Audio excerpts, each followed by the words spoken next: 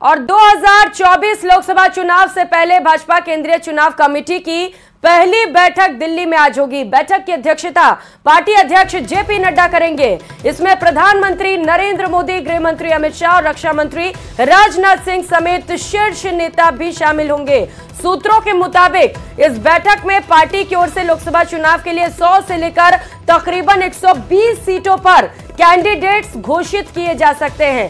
बैठक के दौरान नेताओं द्वारा 2014 के लोकसभा चुनाव और 2019 के लोकसभा चुनाव में पार्टी की हारी हुई सीटों पर चर्चा होने की भी संभावना है। यानी उन सीटों पर भी जोर रहने वाला है जिसे पिछली बार बीजेपी हार गई थी।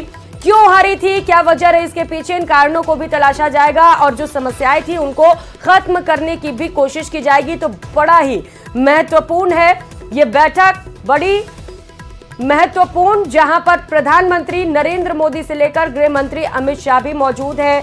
बीजेपी के राष्ट्रीय अध्यक्ष जेपी नड्डा को तस्वीरों में आप देख पा रहे हैं और कहा जा रहा है कि इस बैठक के बाद 100 से लेकर 120 सीटों पर प्रत्याशियों का ऐलान हो सकता है बीजेपी की ओर से। लोकसभा चुनाव से जुड़ी ये बड़ी खबर इस वक्त की आपको बता रहे हैं, जहां पर बैठक लगातार जारी है। बैठक की अध्यक्षता पार्टी अध्यक्ष जेपी नड्डा करेंगे और इसमें बताते चले कि प्रधानमंत्री नरेंद्र मोदी भी शामिल रहने वाले हैं। आज की ये बैठक बहुत ज्यादा महत्वपूर्ण है क्योंकि लोकसभा चुनाव को लेकर 100 से 120 प्रत्याशियों का इस बैठक के बाद ऐलान कभी भी हो सकता है।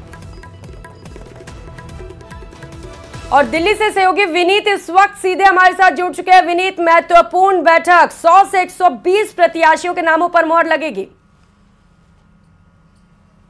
जी प्रियंका, निश्चित तौर पर मैं आप बताना चाहूंगा कि आज शाम को केंद्रीय चुनाव समिति की बैठक होगी और बहुत ही महत्वपूर्ण बैठक है यह माना जा रहा है। एक और बड़ी बात मैं आपको बताना चाहूंगा कि अभी चुनाव की तारीखों की घोषणा नहीं हुई है, लेकिन बीजेपी ने इस बार जो स्ट्रैटेजी बनाई है, जैसा कि हमने देखा राजस्थान का जो विधानसभा चुनाव हुआ था या फिर मध्य प्रदेश या छत्तीसगढ़, वहां पर भी चुनाव की घोषणा के पहले ही बीजेपी ने कुछ उम्मीदवारों के नामों की घोषणा कर दी थी। और इसके साथ ही साथ बीजेपी इस बार भी जब लोकसभा का चुनाव हो रहा है, इस बार भी चुनाव की घोषणा के पहले ही जो है बीजेपी अपने उम्मीदवारों के नामों की घोषणा कर रही है।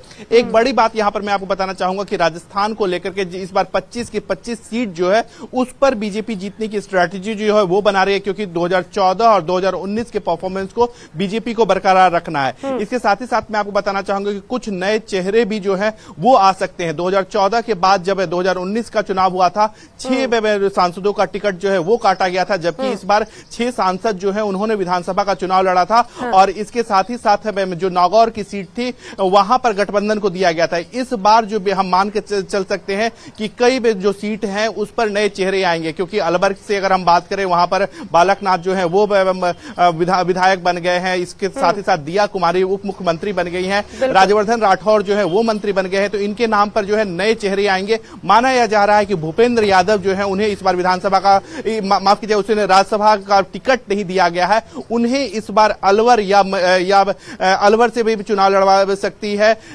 या फिर एक और जगह जो है महेंद्रगढ़, वहां से पार्टी उन्हें टिकट दे सकती है। तो बड़ी बात यहां पर होगी कि अब देखना यह होगा कि आखिरकार पार्टी जो है वो किन के नाम पर मोहर लगाती है। लेकिन एक बड़ी सूचना मैं यह भी देना चाहूंगा कि जो सूत्रों के हवाले से यह खबर आ रही है कि आज का जब केंद्रीय चुनाव समिति की बैठक होगी और उसके बाद जब नामों की घोषणा होगी, पहला नाम जो है वह प्रधानमंत्री नरेंद्र मोदी का होगा। तो बीजेपी जो है वो अपने उम्मीदवारों के नामों की जब घोषणा करेगी तो हमें जो सूत्रों के हवाले से जानकारी मिल रही है उसमें पहला नाम जो है वो प्रधानमंत्री नरेंद्र मोदी का भी हो सकता है। जी, ये बड़ी जानकारी आप दे रहे हैं कि पहला नाम प्रधानमंत्री नरेंद्र मोदी का हो सकता है जब नामों का ऐलान होगा। आप कह रहे हैं कि नए चेहरों पर बीजेपी दांव खेलेगी। क्या इसमें युवा को शामिल किया जाएगा, महिलाओं को ज्यादा तरजीह दी जाएगी, क्योंकि महिला सशक्तिकरण का भी खूब दावा करती है बीजेपी?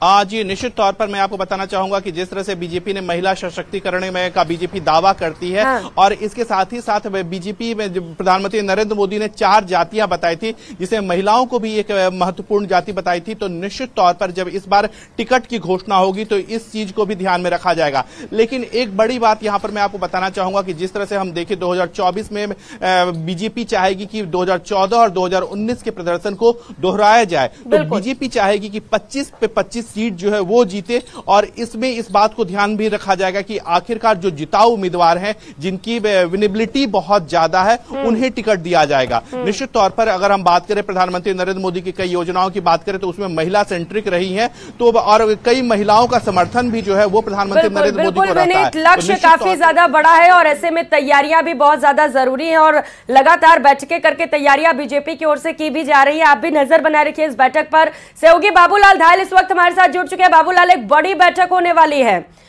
क्योंकि बताया जा रहा है कि 100 से 120 नामों का ऐलान हो सकता है। क्या लग रहा है, कौन कौन से नाम चर्चाओं में? जी बिल्कुल, राजस्थान से भी कम 10 सीटों पर आज बीजेपी उम्मीदवारों के नाम का ऐलान हो सकता है।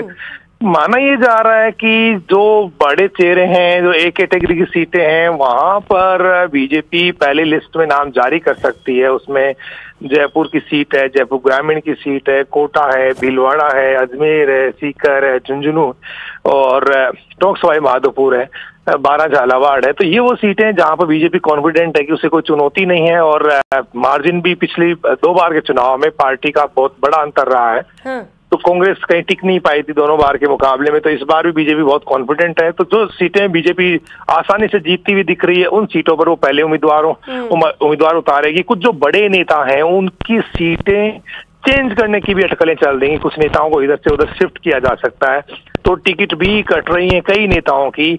और माना यह जा रहा है कि 13 से 14 टिकट पार्टी काट भी सकती है इस बार, नए चेहरों को मैदान में उतार सकती है।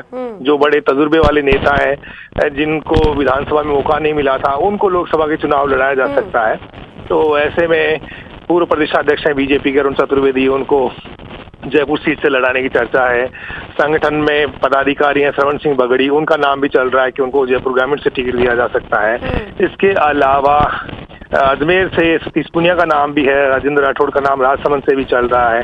तो बहुत सारे नाम हैं जो इस वक्त जिन पर चर्चाएं चल रही हैं। टोंक सवाई माधोपुर से पहले एक कैटेगरी पर फोकस है, पहले कैंडिडेट्स जो दिग्गज हैं उन्हें मैदान में उतारा जाएगा और उसके बाद चर्चा विमर्श करके उन सीटों पर कैंडिडेट्स को उतारा जाएगा जिसे लेकर ज्यादा मंथन की जरूरत है। बहुत शुक्रिया आप दोनों सहयोगियों का तमाम जानकारियों के लिए।